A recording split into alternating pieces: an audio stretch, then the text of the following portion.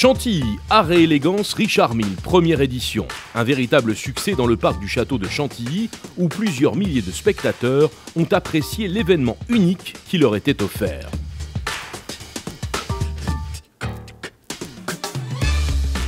Premier temps fort de la journée, le concours d'État destiné à élire les plus belles, mais aussi les plus authentiques et les plus représentatives des voitures dans les 10 catégories représentées. Les juges étaient à pied d'œuvre dès 9 h ce matin pour évaluer la centaine de modèles en compétition avec des critères très spécifiques.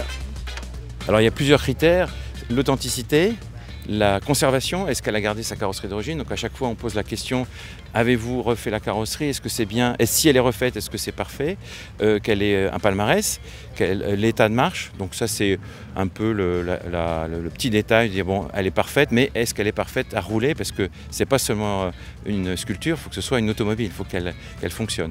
Et ici à Chantilly, c'est la première fois que ça se produit, c'est un lieu extraordinaire et ils se sont attachés à avoir le maximum d'authenticité des voitures.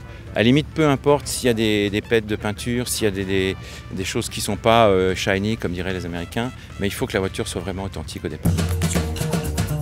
10 vainqueurs donc au terme de cette journée, parmi lesquels a été désigné le Best of Show, la plus belle voiture présentée ce dimanche sur les pelouses, le nôtre. C'est cette magnifique Delahaye 135M cabriolet de 1937, recarrossée par Figoni et Falaschi, qui a été désignée, une auto dans un état de restauration exceptionnel.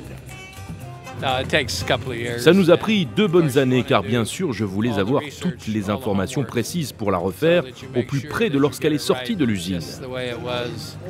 C'est une auto qui a été présentée à Paris, donc nous avions beaucoup de photos du salon à la fin des années 30, en 1938 pour être précis.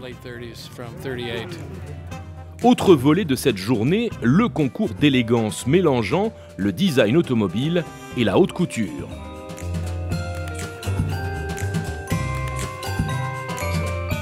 Côté automobile et concept car, créateur emblématique de McLaren, Gordon Murray, membre de ce jury, avait un œil averti bien sûr. Le concept car est un cocktail avec bien sûr une bonne mesure de design et d'élégance, mais aussi une dose de technologie, et également un soupçon de la question « est-ce que cette voiture peut être produite ?» C'est très facile de faire une maquette, mais il y en a beaucoup qui n'ont jamais été fabriquées ensuite. C'est un élément à considérer également. C'est le concept car Alfa Romeo Disco Volante qui a été plébiscité par le jury et le créateur de mode Paco Rabanne qui y était associé.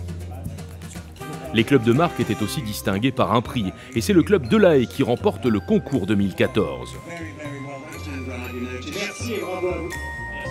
Au-delà de la compétition à proprement parler, l'événement Chantilly, art et élégance Richard Mille a aussi mis en évidence l'excellence dans les domaines de la cuisine, de l'art et de l'artisanat grâce à la présence de nombreux partenaires prestigieux. Mais cette journée à la campagne avait également un parfum particulier en raison de la présence de nombreuses animations. Baptême en montgolfière, bateau à vapeur et évidemment le traditionnel déjeuner sur l'herbe. Bref, une carte postale animée dans un lieu exceptionnel, de quoi ravir l'organisateur de cet événement. Il est évident que le site est absolument exceptionnel. Je suis très content qu'on ait pu refaire un concours d'élégance avec, comme ça se faisait à l'époque, avec des mannequins, des couturiers, etc. Maintenant, il faut qu'on va faire des enquêtes auprès des collectionneurs, auprès du jury, auprès des spectateurs, etc. Et puis on va débriefer en interne et puis dans 1 mois et demi on va repartir avec quelques modifications pour l'année prochaine. Mais bon, je pense que l'ossature de l'événement est franchement bonne. Rendez-vous est donc pris en 2015, premier week-end de septembre, pour la 2e édition de Chantilly, art et élégance Richard Mille.